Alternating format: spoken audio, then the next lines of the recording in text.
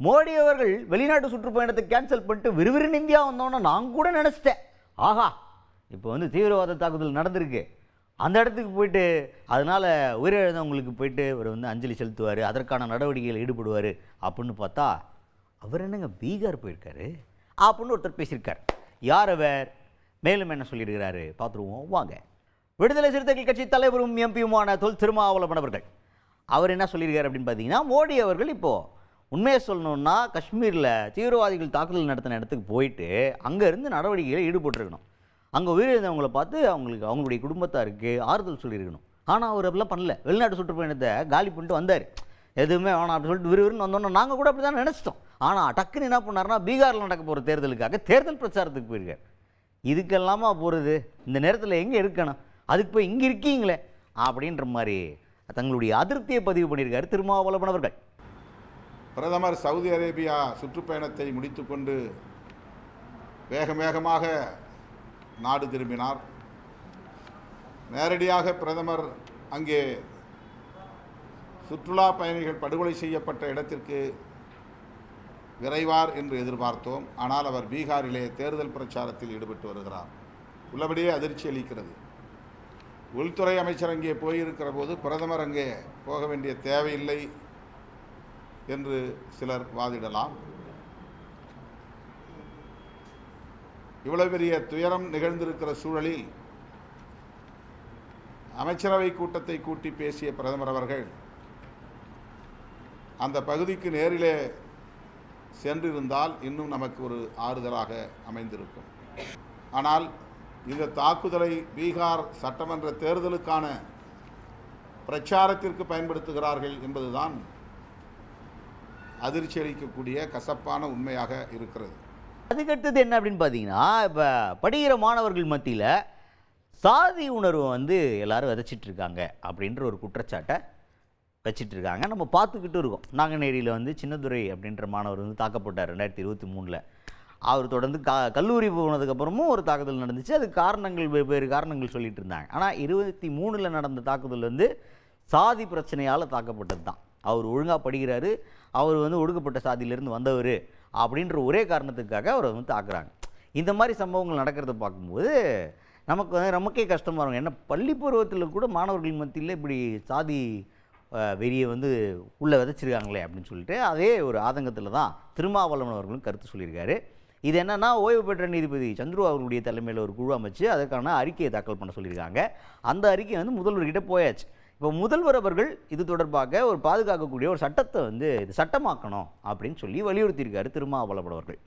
இப்போ அதுக்கு மேற்கொண்டு என்ன பாயிண்ட் சேர்க்கிறார் அப்படின்னு பார்த்தீங்கன்னா, தெலுங்கானா கர்நாடகாலலாம் ஏற்கனவே ஒரு சட்டத்தை கொண்டு வர்ற மாதிரி இருக்காங்க. ரோஹித் வேம்புலா அப்படின்னு சொல்லிட்டு அவருடைய பேரில் அவர் ஒரு மாணவர் இந்த ஜாதி பிரச்சனையால் அவர் வந்து ரொம்ப பிரச்சனையை அனுபவித்து அதற்குனால அவர் வந்து தன்னுடைய உயிரை தானே மாற்றிக்கிட்ட ஒரு மாணவர். அவருடைய பேரில் ஒரு பாதுகாப்பு சட்டம் கொண்டு வர போகிறாங்க. அப்படி ஒரு சூழலில் நம்ம ஊர்லேயும் கொண்டு வந்தால் நல்லாயிருக்கும்னு சொல்லிட்டு வலியுறுத்தியிருக்காரு திருமாவளவன் அவர்கள். கல்வி நிறுவனங்களில் சாதிய அரசியல் பரவுகிறது. இளம் பிஞ்சுகளின் உள்ளத்தில் சாதி அடிப்படையிலான வெறி ஊட்டப்படுகிறது. இதனால் நான்குநேரி சின்னதுரை தாக்கப்பட்ட போது ஓய்வு பெற்ற நீதியரசர் கே சந்துரு அவர்களின் தலைமையில் ஒரு குழுவை தமிழ்நாடு அரசு அமைத்தது. அந்த ஆணையம் விரிவான ஆய்வுகளுக்கு பின்னர் அறிக்கை ஒன்றை முதலமைச்சருக்கு தமிழ்நாடு அரசுக்கு அளித்திருக்கிறது. நீதிபதி கே சந்துரு அவர்களின் தலைமையிலான அந்த ஆணையத்தின் அறிக்கையை தமிழ்நாடு அரசு நடைமுறைப்படுத்த முன்வர வேண்டும். கர்நாடகா தெலுங்கானா மாநிலங்களில் ரோஹித் வேமுலா பெயரில் இத்தகைய சட்டங்களை கொண்டு வர வேண்டும் என்று அந்த மாநில அரசுகள் முன்வந்திருக்கிற சூழலில்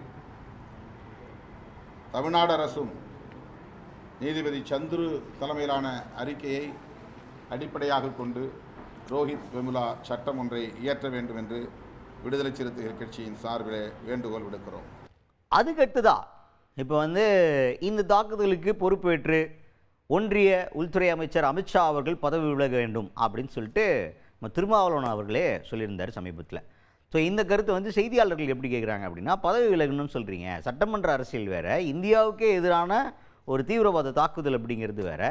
இந்த நேரத்தில் நம்ம எல்லா கட்சிகளுமே ஒருங்கிணைந்து ஒன்றாக நின்று இந்தியா அப்படின்ற ஒரு ஒற்றுமையோடு தானே இந்த பிரச்சனையை எதிர்கொள்ளணும் அப்படின்ற ஒரு கேள்வியை முன்வைக்கிறாங்க. அதுக்கு திருமாவளவன் அவர்கள் என்ன சொல்கிறார் அப்படின்னா, நாங்கள்லாம் ஒரு அணியாக இருந்து தான் இந்தியான்ற ஒரு பேரில் இந்த பிரச்சனையை அணுகணும்னு நினைக்கிறான். ஆனால் பாஜக அப்படி என்றைக்குமே பண்ணது இல்லையே, ஒற்றுமையாக இருக்க விட்டதே இல்லையே பாஜக. அவங்க மதம் சார்ந்த அரசியலை பண்ணி வெறுப்புணர்வை தூண்டி இந்து இஸ்லாமிய மக்களுக்கு நடுவில் வந்து பிரிவினை உண்டு பக்குன்றது தானே அவங்களுடைய அரசியலாக பண்ணிக்கிட்டு இருக்காங்க. அதை தானே அவங்க தொடர்ந்து பண்ணிகிட்டு இருக்காங்க.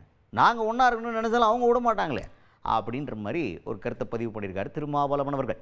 ஒரு அணியில் இருக்க முடியாத அளவுக்கு தானே பிஜேபி இங்கே அரசியல் பண்ணுறாங்க. ஒவ்வொரு நாளும் இந்து முஸ்லீம் பிரச்சனையை உருவாக்குறாங்க. மத நல்லிணக்கத்திற்கு எதிரான அரசியலை தொடர்ந்து விதைக்கிறார்கள். வெறுப்பு அரசியலை தொடர்ந்து பரப்புகிறார்கள். அப்புறம் எப்படி இங்கே சகோதரத்துவம் இருக்கும், இந்தியங்கிற ஒற்றுமை இருக்கும்? சொந்த நாட்டு மக்களையே அந்நியர்களாக நடத்துகிற போக்கு பாஜக ஆட்சிக்கு வந்த பிறகுதான் அதிகரித்திருக்கிறது. இங்கே வாழக்கூடிய இஸ்லாமியர்களும் கிறிஸ்தவர்களும் அந்நியர்களா, அந்நிய நாடுகளிலிருந்து இங்கே வந்த அகதிகளா? அவர்கள் இந்த நாட்டு மக்கள் தானே. அவர்களுக்கு எதிரான வெறுப்பை தொடர்ந்து விதைத்து கொண்டே இங்கே அனைவரும் ஒற்றுமையாக இருப்போம் என்றால் எப்படி முடியும்? இது எவ்வளோ பெரிய முரண்பாடு. ஒற்றுமையாக இருக்க வேண்டும் என்று தான் நாம் விரும்புகிறோம். அதைத்தான் விடுதலை சிறுத்தைகள் கட்சியும் வலியுறுத்துகிறது.